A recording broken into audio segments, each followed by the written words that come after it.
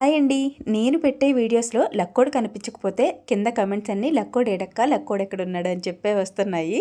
అందుకే డైలీ ఒక్క వీడియోలో అన్నా లక్కోడినైతే చూపిస్తున్నాను. ఇంకా ఇవాళ వచ్చేసి క్యూట్‌గా రెడీ అయిపోయింది. 2 పిలకల్లోని పూలు పెట్టేసుకుంది. పక్కింటి అత్తయ్య గారు ఇచ్చారనమాట. నానమ్మకి చూపించొస్తానే అమ్మ అని చెప్పి వెళ్ళిందనమాట. ఇంకా లక్కోడికి ఇవాళ లంచ్ బాక్స్‌లోకి ఎగ్ కర్రీ వండాను. ఇంకా లక్కోడైతే స్కూల్‌కి వెళ్ళిపోయింది. నేనైతే బ్రేక్‌ఫాస్ట్‌కి ఆమ్లెట్ వేస్తున్నాను. చీజ్ ఆమ్లెట్ అనమాట.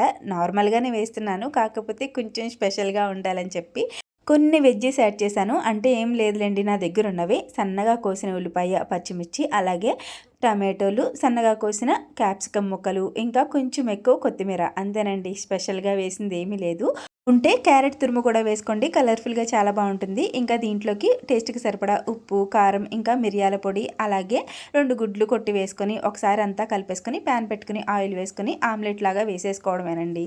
ఇంకా ఒకవైపు కాలిన తర్వాత ఇంకో వైపుకి తిప్పుకొని అప్పుడు చీజ్ తురుము కూడా వేసుకుని మూత పెట్టామంటే మనకి చీజ్ ఆమ్లెట్ రెడీ అయిపోతుంది. టేస్ట్ అయితే చాలా బాగుంది. నేనైతే కొంచెం టమాటో సాస్ వేసుకుని తిన్నాను.